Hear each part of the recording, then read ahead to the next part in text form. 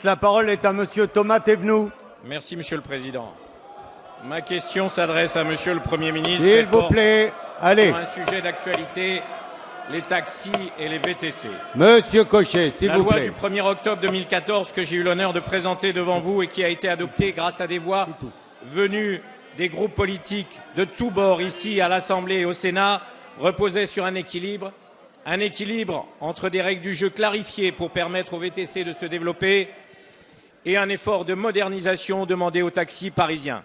Chacun pouvait y trouver son compte et la meilleure preuve, c'est que ce secteur d'activité est celui qui, en Île-de-France, crée aujourd'hui le plus d'emplois depuis un an.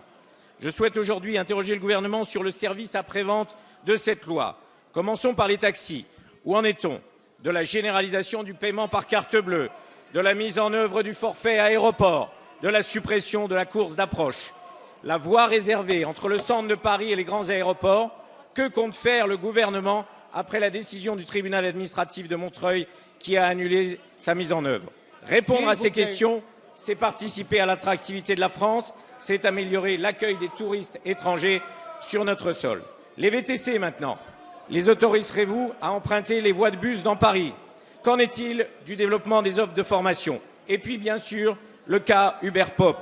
Je veux rappeler que la loi du 1er octobre 2014, dans son article 12, prévoyait l'interdiction de ce service de taxi clandestin. Le Conseil constitutionnel a validé cette loi. Pourquoi, dans ces conditions, cet article n'est-il toujours pas appliqué? Il n'y a pas qu'en France que le problème se pose. D'autres villes ont interdit Uber Pop pour les mêmes raisons de sécurité du consommateur. En Espagne, en Belgique, à Berlin, à Londres, aux Pays-Bas, c'est tout simplement de la concurrence déloyale.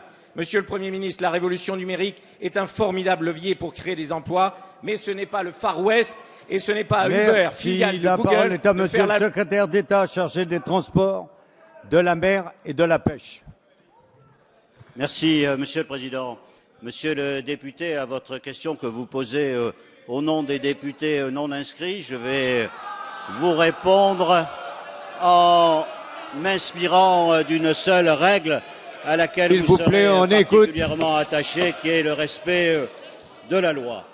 La question principale aujourd'hui pour les taxis, c'est la question de la concurrence qu'ils subissent de la part d'une activité faite par des conducteurs qui ne payent aucune cotisation sociale ni de charges fiscales et qui est dans un cadre parfaitement illégal.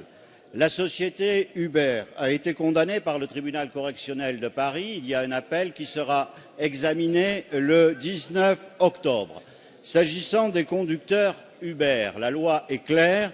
Ils encourent aujourd'hui des peines d'amende de 1 500 €. S'agissant des passagers, il faut rappeler qu'ils ne sont pas assurés et qu'enfin la loi du 1er octobre 2014 a créé un nouveau délit avec 2 ans d'emprisonnement et 300 000 € d'amende pour ceux qui organisent ce système.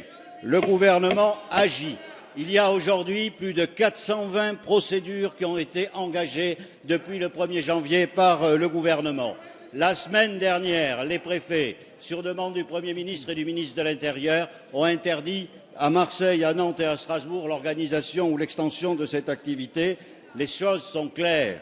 L'activité de taxi clandestin, fût-ce par une application Internet, est une activité clandestine qui tombe sous le coup de la loi et le gouvernement entend bien poursuivre les procédures pour que les taxis et les VTC qui, eux, respectent la loi puissent continuer à exercer le métier dans un cadre légal. Merci. La parole